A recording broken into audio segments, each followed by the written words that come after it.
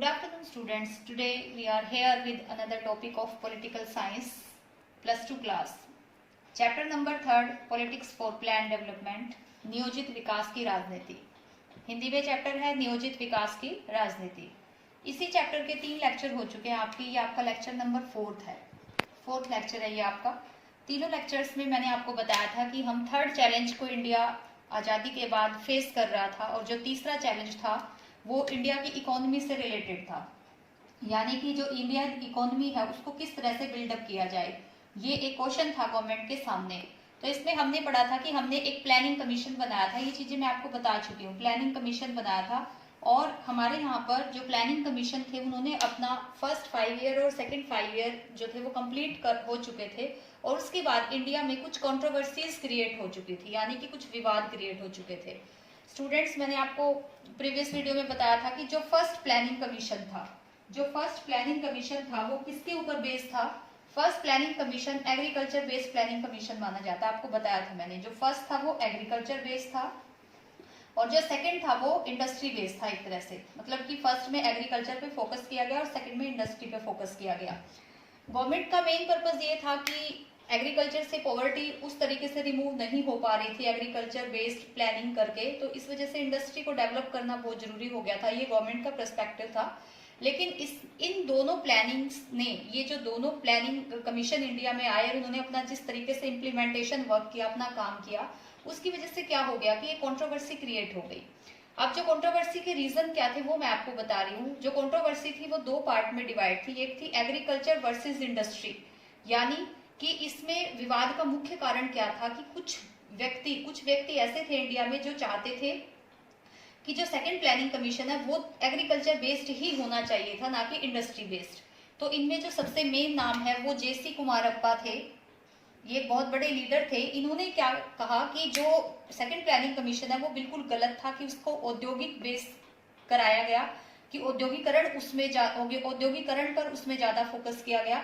उनका ये मानना था कि अगर इंडस्ट्री की बजाय अगर हम इंडस्ट्री भी अगर स्टेबल करनी थी तो वो एग्रीकल्चर बेस्ड होनी चाहिए थी, यानी कि रूरल एरियाज में, यानी कि ग्रामीण इलाकों में ही वो इंडस्ट्री बनानी चाहिए थी, जिसकी वजह से कि पूरी तरह से जो ग्रामीण क्षेत्रों का है वो अच्छे तरीके से विकास हो चुके. क्योंकि उनका ये मानना था कि जो सेकंड प्लानिंग कमीशन था उसमें गांव को एक तरह से बिल्कुल नेग्लेक्ट किया गया था. तो एक सबसे बड़े जो आलोचक थे वो ये थे.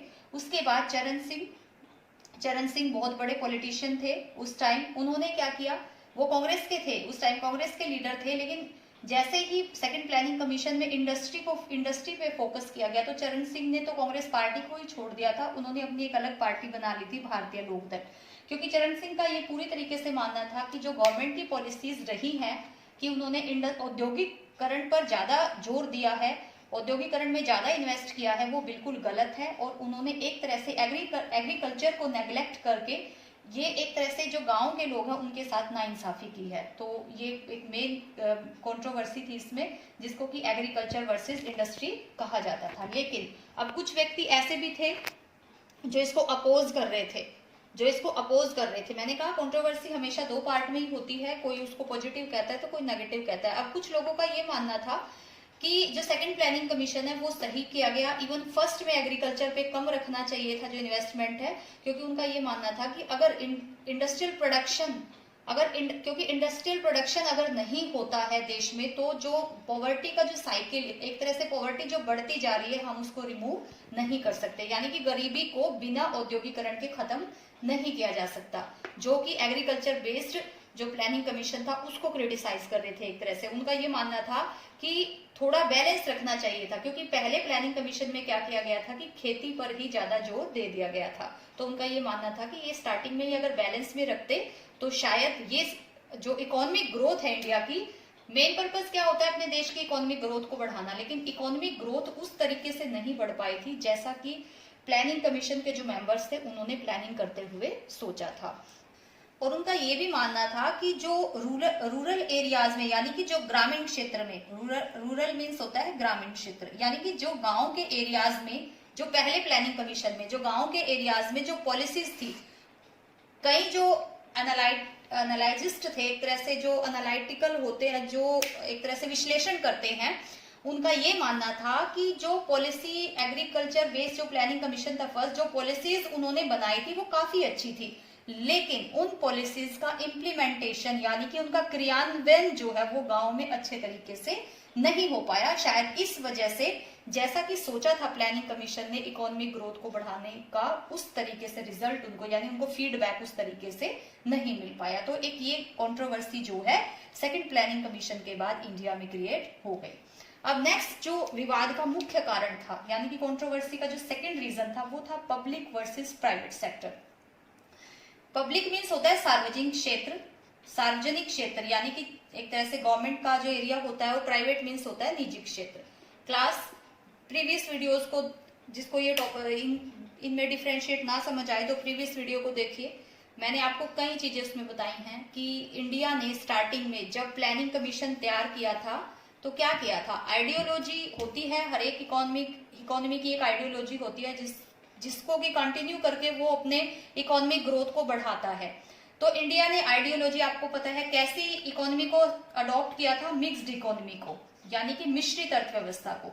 यानी हमारे सामने मैंने आपको बताया था कि जो यूएसएसआर और यूएसए के मॉडल थे, आप सबको पता है इनके बारे में, कैपिटलिस्ट मॉडल था और सोशलिस्ट मॉडल था। यानी कि आर्थिक विकास का समाजवादी एक मॉडल था हमारे सामने और एक पूंजीवादी मॉडल था। हमने क्या किया था, दोनों में से किसी को पूरी तरह से नहीं लिया था, कुछ एलिमेंट्स हमने समाजवाद के लिए थे और कुछ एलिमेंट्स हमने पूंजीवाद के। इन्हीं से रिलेटेड है ये पब्लिक और प्राइवेट सेक्टर, समझ आ रहा है, इन्हीं से रिलेटेड है ये पब्लिक और प्राइवेट सेक्टर।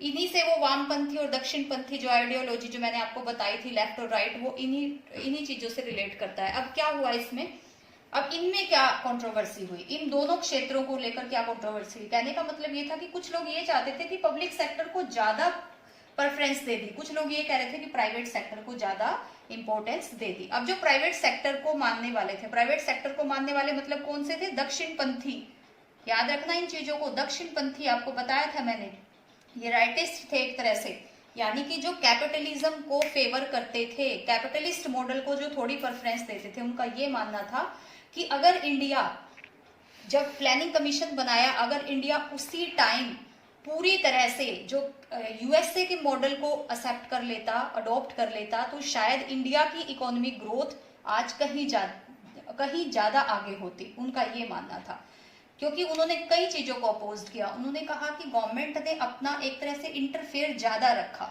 यानी कि जो लाइसेंस सिस्टम होता है, लाइसेंस सिस्टम क्या होता है, एक तरह से रिस्ट्रिक्शन देना, गवर्नमेंट की तरफ से एक तरह से रिस्ट्रिक्शन होती है, पॉलिसी होती है कि कोई प्राइवेट इंडस्ट्री अगर डेवलप होना चाहती है तो उसको एक परमिट प्रणाली होती है, लाइसेंस परमिट प्रणाली होती है कि उसको देखना होता है, कानून जो पॉलिसीज गवर्नमेंट बना रही है उनके अकॉर्डिंग उसको काम करना होता है, यानी कि प्रॉफिट वगैरह सब के ऊपर जो है एक तरह से सरकार की नजर होती है सब कुछ। तो प्राइवेट सेक्टर इतना इंटरफेयर पसंद नहीं करता, तो उन्होंने यही कहा कि प्राइवेट सेक्टर को थोड़ा सा फ्री कर देना चाहिए था, यानी कि इतना पब्लिक सेक्टर को ज्यादा स्ट्रोंग नहीं करना चाहिए था। सेकंड, उन्होंने कहा कि जो पब्लिक सेक्टर है, जैसे वैसे तो देखो पब्लिक सेक्टर, अब रूस का एग्जांपल हमारे सामने कितना अच्छा है, वहां पे पब्लिक सेक्टर बहुत स्ट्रांग है और वो बहुत जो है एक इकोनॉमिक डेवलपमेंट हो चुकी है उसकी, वो एक आज डेवलप्ड देश है वर्ल्ड के सामने। लेकिन पता है क्या होता है, वहां पर एक कई चीजों का रोल होता है, ट्रांसपेरेंसी का रोल होता है कि करप्शन लेवल क्या है। अब इंडिया में उस टाइम अडॉप्ट तो एक बहुत अच्छा मॉडल कर लिया, लेकिन उसमें पब्लिक सेक्टर पूरी तरह से ट्रांसपेरेंट तो नहीं था, यानी कि जो स्टेट कंट्रोल था, जिन ऑफिसर्स जो पॉलिसी मेकर्स थे, जो पॉलिसीज वो बना रहे थे, हो सकता है उनका इम्प्लीमेंटेशन अच्छे तरीके से ना हो, वहां पर जो करप्शन जैसी जो प्रॉब्लम्स होती है वो आगे आ जाती है, यानी कि उनका अननेसेसरी स्टेट कंट्रोल था। एक तो वो बहुत ज्यादा उनकी इंटरफेरेंस थी, दूसरा इससे क्या हुआ कि इससे करप्शन जो है अराइज हो गया, देश में करप्शन ज्यादा बढ़ गया, जिसकी वजह से इकोनॉमिक ग्रोथ नहीं हुई, जिसका कि लोगों ने, प्लानिंग कमीशन ने उस टाइम अनुमान लगाया था। नेक्स्ट, इसी तरह से अब इसी को अपोज करने वाले थे, अब इसको अपोज करने वाले यानी जो कह रहे थे कि प्राइवेट सेक्टर को भी काफी छूट दे दी इन्होंने, जिनका ये मानना था, उनका वो क्या कह रहे थे इसमें, उन्होंने कहा कि जो गवर्नमेंट ने अपने जो सेक्टर से उन्होंने काम तो किया, लेकिन कुछ एक एरिया ऐसे थे जिनकी तरफ उन्होंने ध्यान ही नहीं दिया, जैसे कि पब्लिक हेल्थ केयर होती है, एजुकेशन की तरफ ज्यादा अच्छे से ध्यान नहीं दिया, या एजुकेशन को उन्होंने प्राइवेट हाथों में ज्यादा दे दिया। इसकी वजह से भी जो ग्रोथ होनी चाहिए थी वो अनबैलेंस हो गई, यानी कि उन्होंने उन एरियाज को स्किप कर दिया जहां पर कि प्राइवेट सेक्टर जाना ही नहीं चाहता था। उन एरियाज को उन्होंने पहले, यानी प्राइवेट सेक्टर के लिए वो एरियाज उन्होंने छोड़ दिए जहां से कि वो ज्यादा प्रॉफिट गेन कर रहे थे, यानी कि प्राइवेट सेक्टर को उन्होंने ज्यादा एक तरह से रिलैक्सेशन दे दी। तो ये उनका कहना था, जो कि प्राइवेट सेक्टर को अपोज करते थे, यानी जो कि एक सोशलिस्ट मॉडल था एक तरह से, उन लोगों ने भी इसका अपोज किया। और उन्होंने ये भी कहा कि स्टेट ने जो किया है वो इतना नहीं किया जितना कि उसको करना चाहिए था। तो बहुत सारी कंट्रोवर्सीज उस टाइम क्रिएट हो गई थी, लेकिन स्टूडेंट्स लास्ट में हम कंक्लूजन क्या निकालते हैं इससे, कि पॉवर्टी अभी हमारे देश से रिमूव नहीं हुई। दोनों प्लानिंग कमीशन के बाद 10 साल के प्लानिंग कमीशन थे ये, इनका जो टाइम पीरियड 10 साल का हो गया। 10 साल में इन्वेस्टमेंट भी हुआ, इंडस्ट्री भी डेवलप हुई, एग्रीकल्चर में भी काफी एफर्ट लगाए गए, पॉलिसीज ऐसी बनाई गई, हर तरह से एक तरह से रैपिड ग्रोथ का जो एक विजन देखा था हमारे जो पॉलिसी मेकर थे, वो पूरी तरह से कंप्लीट नहीं हो पाया, यानी कि गरीबी हमारे देश से रिमूव नहीं हो पाई। लेकिन हम पूरी तरह से इसको नेग्लेक्ट भी नहीं कर सकते। इसके साथ साथ इन जो प्लानिंग कमीशन से बहुत सारी ऐसी चीजें थी जो हमारे सामने आई, जिनकी वजह से देश ने आगे जो है वो डेवलपमेंट के जो रास्ते को कंटिन्यू रखा। उसमें से जैसे हमारे पास आपको बताया था भाखड़ा नांगल डैम शुरू हुआ था, इसके अलावा हीराकुंड डैम शुरू हुआ था। ये जो बड़े बड़े प्रोजेक्ट थे ये इन्हीं प्लानिंग्स के टाइम पीरियड के दौरान शुरू हुए थे। इसके अलावा बहुत सारी हैवी इंडस्ट्री हमारे यहाँ पे जो डेवलप हुई है, इंडस्ट्री बनी है। इसके अलावा जो कमियां थी उनको आगे के जो प्लानिंग कमीशन थे उनमें कहीं ना कहीं सुधारा गया, एक सीख मिली, लोगों को पता चला, पॉलिसी मेकर से उनको पता चला कि क्या कमी है, कहाँ कमी रह जाती है पब्लिक सेक्टर में या प्राइवेट सेक्टर में। तो ये टॉपिक है आपका, ये आज कंप्लीट हो चुका है। मैंने इसको ज्यादा आगे नहीं बढ़ाया है क्योंकि जो नेक्स्ट टॉपिक है वो एक अलग टॉपिक है कि 1960 तक का हमने पढ़ लिया एक तरह से इंडिया की जो इकोनॉमिक सिचुएशन थी। इसके बाद इंडिया ऐसी कौन सी पॉलिसीज लेकर आया या ऐसे कौन से इन्वेंशन हुए इकोनॉमिक ग्रोथ को बढ़ाने के लिए, जिनमें ग्रीन रेवोल्यूशन शामिल है, जो आपने पहले पढ़ा भी हुआ है, उसके बारे में जानते हैं। तो वो टॉपिक हम एक ही लास्ट शायद लेक्चर रह गया इस चैप्टर का, वो मैं आपको नेक्स्ट टॉपिक में करा दूंगी इसको। क्योंकि इसके बाद क्या होता है, थोड़ा सा मैं इंट्रोडक्शन दे ही देती हूँ आपको थोड़ा सा बिल्कुल, कि इनके बाद क्या होता है कि इंडिया के सामने काफी सारे कुछ चैलेंज आ जाते हैं। एक तो वॉर आते हैं पाकिस्तान और चाइना के साथ, वो वाला टॉपिक भी है एक, और उसके बाद फिर एक फूड शॉर्टेज हो जाती है इंडिया में, क्योंकि एक तो वॉर को फेस कर रहा था, दूसरा कुछ एक फेमाइन भी आ जाती है, अकाल पड़ जाता है इंडिया में। तो उसकी वजह से ग्रीन रेवोल्यूशन की जो जरूरत होती है, एक तरह से खेती को बहुत ज्यादा डेवलप करने की जरूरत होती है, उसके बारे में हम नेक्स्ट वीडियो में पढ़ेंगे। तो आई होप आपको ये टॉपिक बहुत अच्छे से क्लियर हो गया होगा कि क्या कंट्रोवर्सी क्रिएट हुई थी दोनों प्लानिंग कमीशन के बाद। इसमें से असाइनमेंट मैं अभी आपको नहीं दे रही हूँ, नेक्स्ट जो वीडियो होगी उसके बाद आपको दोनों वीडियोस पे बेस्ड असाइनमेंट मिलेगी, जिसमें जो क्वेश्चंस आपने अपनी नोटबुक में राइट करने हैं। तो स्टूडेंट्स पूरे टॉपिक को अच्छे से डीपली रीड करना है अपनी बुक में से। अगर बुक में से नहीं रीड करते हो तो 2 या 3 बार इस वीडियो को जरूर सुनना है, और जो मेजर पॉइंट्स है उनको आपने राइट डाउन करना है। अगर इस टॉपिक से रिलेटेड आपको कोई क्वेरी है, आपको कोई पॉइंट समझ नहीं आ रहा, कैपिटलिस्ट या सोशलिस्ट से रिलेटेड या कुछ भी इनमें से रिलेटेड कोई पॉइंट नहीं समझ आ रहा है, तो आप कमेंट सेक्शन में राइट कर सकते हैं। Thank you so much.